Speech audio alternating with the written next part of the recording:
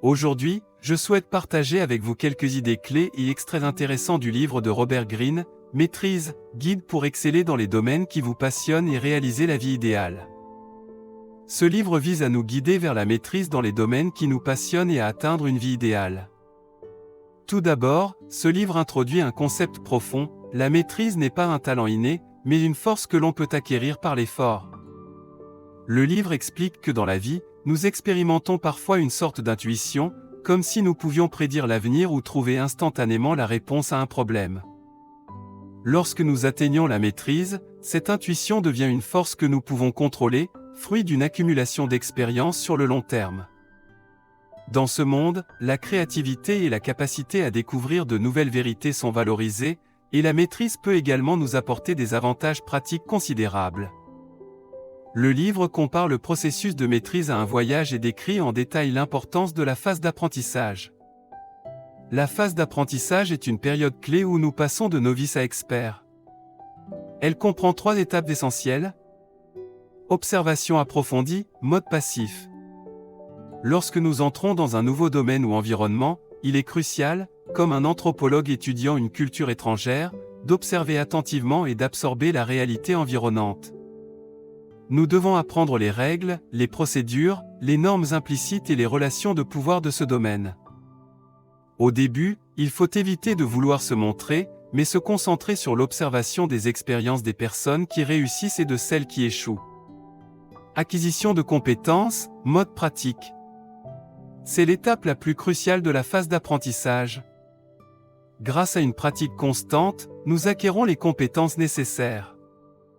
Les débuts peuvent être ennuyeux et monotones, mais il faut persévérer et se concentrer sur une compétence qui servira de base au développement d'autres compétences à l'avenir. Le livre insiste sur le fait que l'imitation et la répétition sont des moyens efficaces d'apprendre. Expérimentation, mode actif.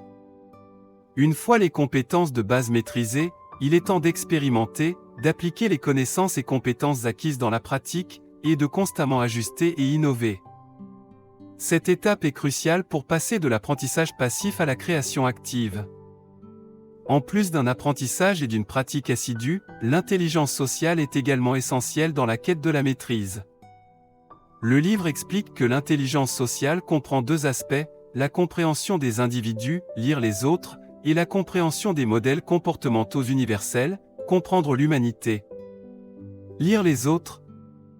Nous devons apprendre à observer les comportements et les paroles des autres, comprendre leurs motivations, leurs besoins et leurs faiblesses, prêter attention aux détails qu'ils révèlent inconsciemment, et éviter de juger les autres trop rapidement sur la base d'une première impression. En même temps, il est important de reconnaître les aspects sombres de la nature humaine, tels que le narcissisme, l'instabilité et la résistance passive, et d'apprendre à se protéger. Comprendre les dynamiques de groupe. Nous devons comprendre les relations de pouvoir et les luttes politiques potentielles sur le lieu de travail. Pendant la phase d'apprentissage, il faut éviter de trop afficher ces différences, s'intégrer aux normes reconnues de l'environnement, démontrer sa valeur à travers ses réalisations et apprendre à interagir habilement avec les autres. Pour exceller dans les domaines qui nous passionnent, nous devons également cultiver une pensée créative. Le livre propose plusieurs stratégies inspirantes. Sensibilité négative. Apprendre à mettre temporairement son ego de côté, observer les choses sans préjugés, embrasser le mystère et l'incertitude. Comme Mozart, il faut ouvrir son esprit pour accueillir différentes idées et styles. Flux de pensée. C'est un processus de réflexion en boucle entre observation et hypothèse, qui nous aide à mieux comprendre la nature des choses. En vérifiant et en ajustant constamment nos idées, nous pouvons découvrir des vérités plus profondes. Briser les schémas de pensée. Nous devons être conscients des schémas de pensée dans lesquels nous risquons de tomber, et délibérément changer de perspective pour aborder les problèmes, en nous concentrant sur les structures et les connexions des choses, plutôt que sur leurs apparences superficielles. Attention aux détails. Éviter les généralisations hâtives, maintenir sa curiosité.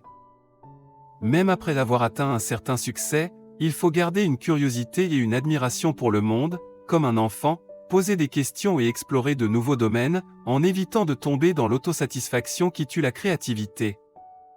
Le livre met également l'accent sur l'importance de créer un lien profond avec la réalité. Comme les navigateurs des îles Carolines, qui acquièrent des compétences de navigation exceptionnelles grâce à leur connexion profonde avec l'environnement, nous devons nous immerger dans notre environnement, observer et interpréter les signaux avec acuité. Cela nécessite de se libérer des distractions technologiques, d'utiliser nos capacités d'observation et d'analyse, et de véritablement comprendre le fonctionnement de notre environnement. De plus, trouver un mentor approprié est une étape clé pour atteindre la maîtrise. Un mentor peut nous offrir des connaissances, des expériences et des conseils précieux pour accélérer notre croissance. Lors du choix d'un mentor, il faut tenir compte de ses inclinations naturelles et de sa mission de vie, et chercher quelqu'un qui partage une vision similaire et peut nous guider pour exploiter nos forces uniques. Il est également essentiel d'établir une relation interactive positive avec son mentor et d'apprendre humblement de ses expériences et de sa façon de penser. Enfin, le livre nous rappelle que le chemin vers la maîtrise est souvent semé de défis et d'adversités. Nous devons apprendre à tirer des leçons des échecs et persévérer dans nos efforts. Comme Temple Grandin, qui a surmonté les obstacles de l'autisme pour exceller dans le domaine des sciences animales, chacun de nous a le potentiel d'atteindre la maîtrise dans le domaine de son choix. La clé est de trouver sa passion et de consacrer du temps et de l'énergie avec persévérance. En résumé, Maîtrise offre un guide détaillé, nous montrant comment, grâce à un apprentissage approfondi, une pratique continue, une observation sociale fine, une pensée créative et une connexion profonde avec la réalité, nous pouvons atteindre la maîtrise dans les domaines qui nous passionnent et réaliser nos rêves. Merci à tous pour votre écoute, et à la prochaine fois. Au revoir.